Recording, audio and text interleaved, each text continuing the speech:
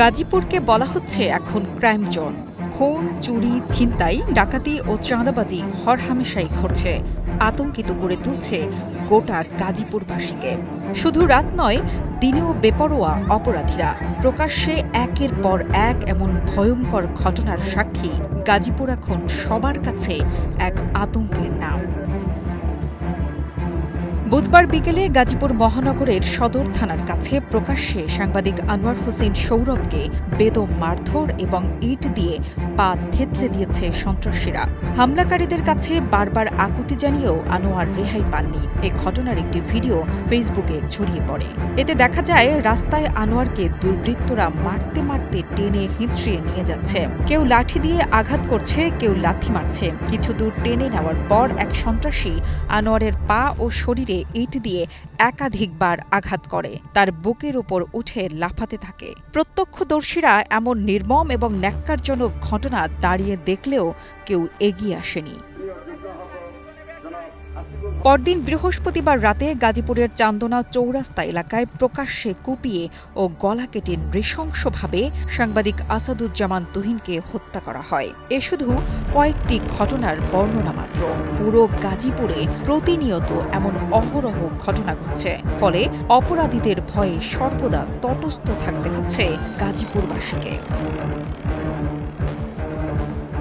গতকাল সকালে গাজীপুরের টঙ্গী স্টেশন রোড এলাকায় দুটি ট্রাভেল ব্যাগে কালো পলিথিনে মোড়ানো মাথাবিহীন ৮ টুকরো লাশ উদ্ধার করে পুলিশ।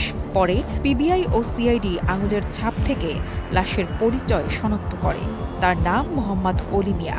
তিনি নরসিংদীর সদর উপজেলার কমিরপুর গ্রামের সুরুজ মিয়ার ছেলে। আজমেরি পরিবহনের হেলপার ছিলেন অলি, তবে তার মাথা এখনও পাওয়া যায়নি। টঙ্গী পূর্ব থানা পুলিশের ধারণা, দুদিন আগে অলিকে খুন করা হয়। পরে ব্যাগে ভরে বৃহস্পতিবার রাতের কোনো এক সময় ঘটনাস্থলে ফেলে যায় খুনিরা।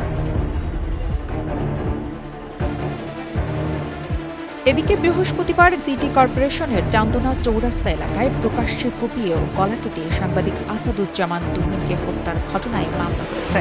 নিহতের বড় ভাই মোহাম্মদ সেলিম বাদী হয়ে অজ্ঞাতদের আসামি করে জিএমপির বাসন থানায় মামলা করেন। মারধরের ভিডিও ধারণ করায় ক্ষিপ্ত হয়ে সাংবাদিক তুহিনকে হত্যা করা হয়েছে বলে প্রাথমিক ধারণা পুলিশের। বসুন্ধরা ডায়াপেন্ট এখন আরো উন্নত। এই হট এয়ার থ্রো টপশিট দ্রুত শোষণ করে সোনামণিকে দেয় কোমল অনুভূতি। তুহিন হত্যার ঘটনায় জড়িত সন্দেহে এখন পর্যন্ত 7 জনকে আটক করা হয়েছে বলে জানিয়েছেন Gazipur metropolitan police commissioner Nazmul Karim Khan. গোলাপী নামে একটি মহিলাকে দিয়ে হানি ট্র্যাপ করা হয়। বাদশা নামে এক ভদ্রলোককে। বাদশা ডিবিবিএল থেকে 25,000 টাকা এটিএম বোর্ড থেকে টাকা তুলে।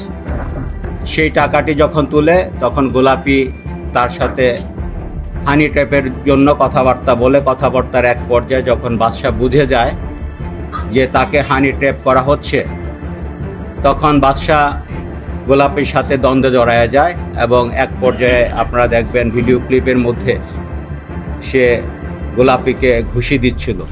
যখন গোলাপীকে 2টি ঘুষি দিল, এর মধ্যে পিছন থেকে আগের থেকে উৎপেতে থাকা গোলাপীর যে সহচর আরও 6-7 জন চাপাতি হাতে এই বাদশাকে পিছন থেকে কূপ দিতে থাকে।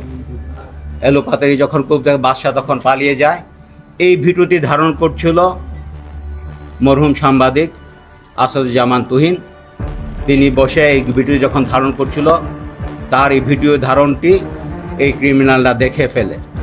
ক্রিমিনালরা যখন বুঝে যায় তাদের এই ক্রাইমটি প্রচারিত হয়ে যাবে, তারা চিহ্নিত হয়ে যাবে, তখন এই আসাদুজ্জামান তুহিনকে সার্চ করে এবং বলে তাকে ভিডিও ডিলিট করতে হবে, তাদেরকে প্রেশার করে এবং তার সাথেও বাগদণ্ডে ধরিয়ে যায়। এক পর্যায়ে তাকেও তার উপরও আক্রমণ চালায়। সে দৌড়ে গিয়ে একটা মুদির দোকানে যায়, সেখানে গিয়ে তাকে উপর কুপিয়ে হত্যা করে। নিহত সাংবাদিক তুহিন হত্যায় জড়িতদের গ্রেপ্তার দাবিতে মানববন্ধন করেছেন গাজীপুরের সংবাদকর্মীরা। গতকাল সকালে গাজীপুর প্রেস ক্লাবের সামনে সাংবাদিক ইউনিয়ন গাজীপুরের উদ্যোগে এ মানববন্ধনে সভাপতিত্ব করেন সাংবাদিক ইউনিয়নের গাজীপুর সভাপতি দেলওয়ার হোসেন। গাজীপুরে কর্মরত বিভিন্ন প্রিন্ট ও ইলেকট্রনিক মিডিয়ার সাংবাদিকরা এতে অংশ নেন। নিহত তুহিন ময়মনসিংহের ফুলবাড়িয়া উপজেলার ভাটিপাড়া গ্রামের হাসান জামালের ছেলে। তিনি দৈনিক প্রতিদিনের কাগজের স্টাফ রিপোর্টার ছিলেন। নুসরাত জাহান কলি, কালের কণ্ঠ।